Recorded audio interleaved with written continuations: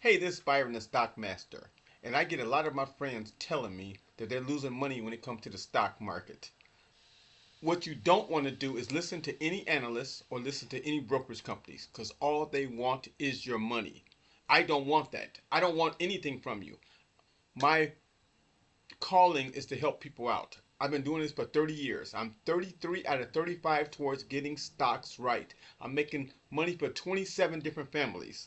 Let me tell you something. If you don't know what you're doing, you can lose everything. Just like going to the casino. It could be an addiction. Just like doing drugs. Just like smoking. Just like drinking. You don't want to mess with the stock market if you do not know what you are doing and you don't understand what's going on. I know the trends. I've been doing this 24 hours a day for like 24 years now. When I was young, I lost money at the beginning. But speaking of the beginning, first thing you want to do is get an online brokerage account. And I have a couple of friends in the stock market that's analysts that want to talk to you about that. They're going to give me a helping hand on trying to steer you in the right direction. And here we go.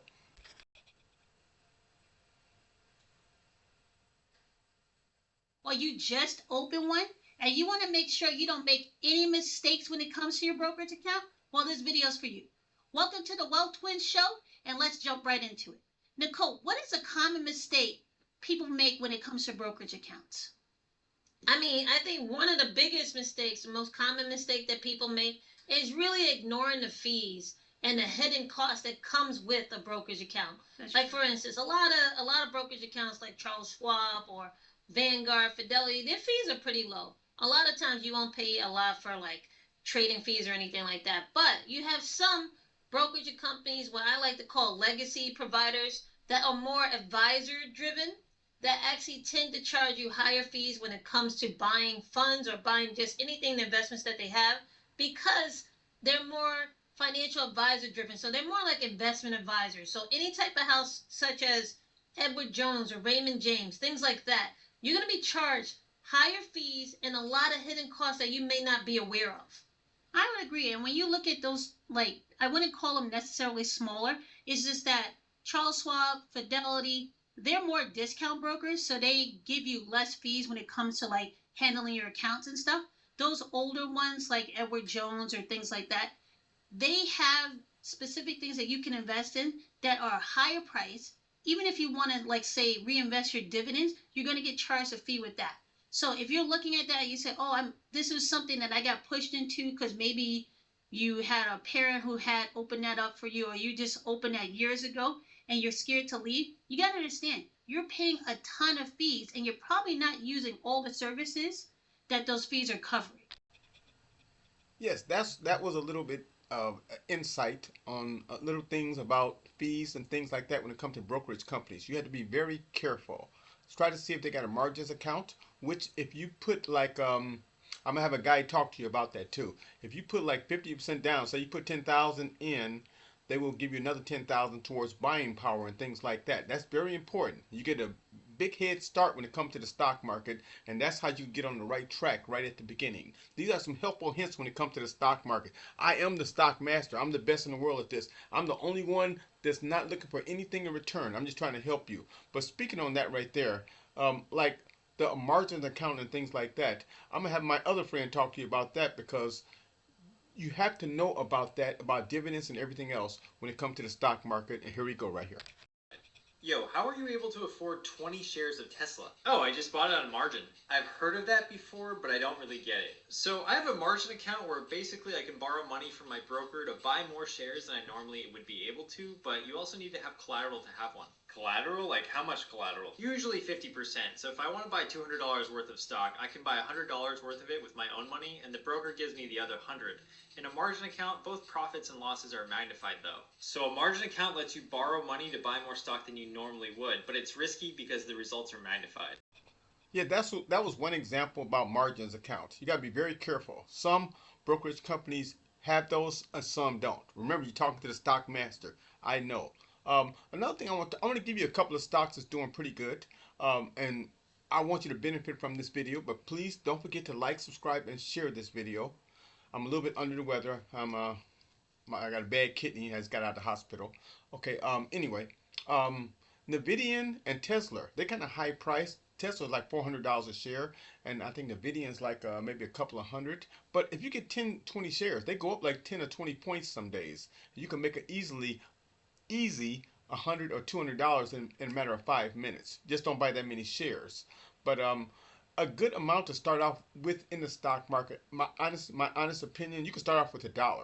But if you want to start off with like a couple of thousand, that really would help you out because you can get a margin account, which my friends explained to you. They would give you another $2,000 in buying power, and you could get 10 or 20 shares of those particular high price stocks. But right now, I have a friend that want to talk to you about Nvidia and Tesla, and I have a couple other stocks for you too, because I want you to gain from this video. And I'm gonna make another video in a couple of days where I'm gonna give you some more stocks where you can make money. You can use short-term or long-term investments, and they both pay dividend checks too. I'm explaining that to you as well. And here we go.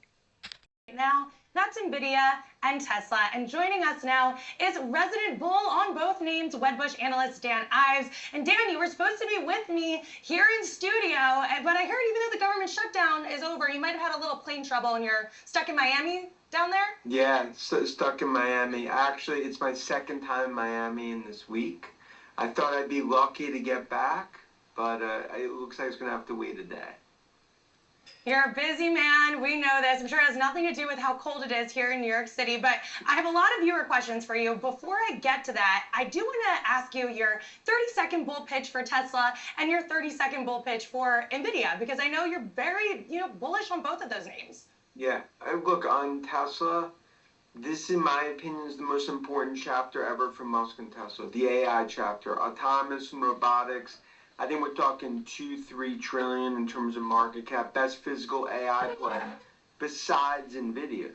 When it comes to NVIDIA, the godfather of AI, there's only one of them, and that's Jensen. And look, demand to supply is 10-1 for NVIDIA chips. Get the popcorn out, get the watch parties out for next week's earnings, because this is, in my opinion, is going to be a $6 trillion market cap in 2026. And again, the bears will continue to yell from hibernation caves. They'll be wrong. All right, they'll be wrong. You heard it here first. But let's get to some of our social questions. And I want to start with Tesla. One social viewer asks, Tesla seems to be a show me story with investors all in on robo-taxis and automation, but that seems years away. How much patience does it take to be a Tesla shareholder? It takes a lot of patience. And we've talked about it so much, on Yahoo and on the show, because this is when you have to have the understanding of what Musk and Tesla are trying to do here. They're building out the AI future. Autonomous, they're going to own 80% of the autonomous landscape, in my opinion, over the next decade. Robotics, Optimus, that's what you're playing for. It's less about deliveries.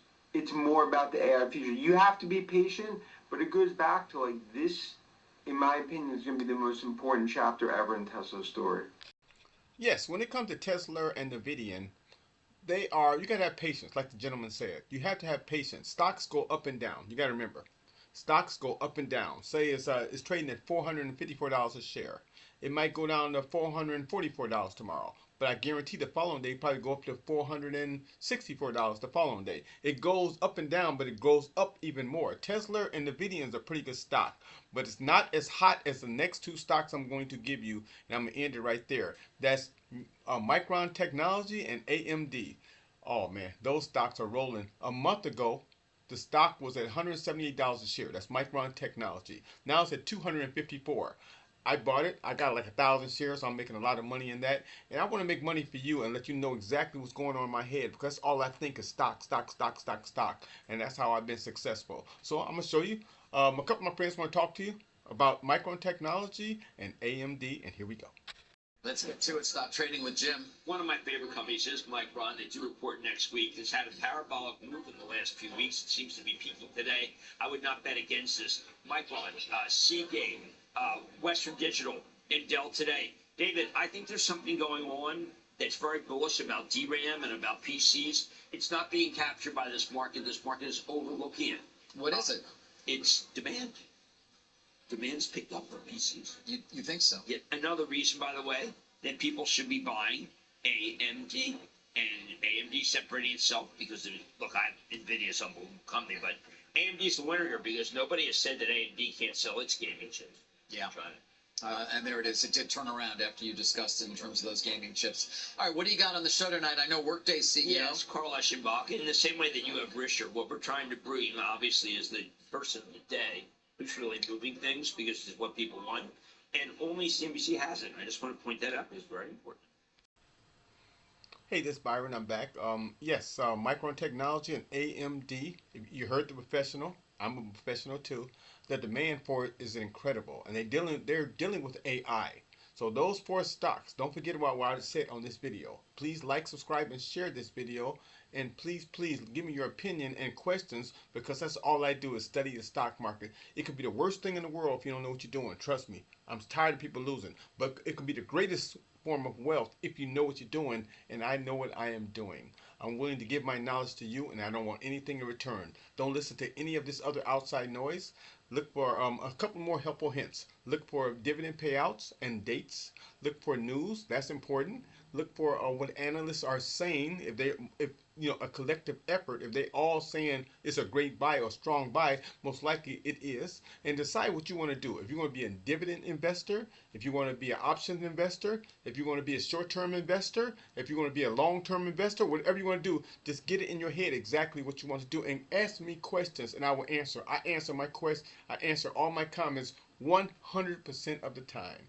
And let me know what you think about this video. If I need to add something or take something away. I just want to help people out. I guess me being in the hospital, I know what my calling is, and I'm going to take advantage of it, because the Lord gave me a gift when it comes to the stock market. And use me. I'm telling you, use me. My email address is on there as well. Thank you. I love you, and God bless you. And I'll see you on my next video in a couple of days. Remember those stocks.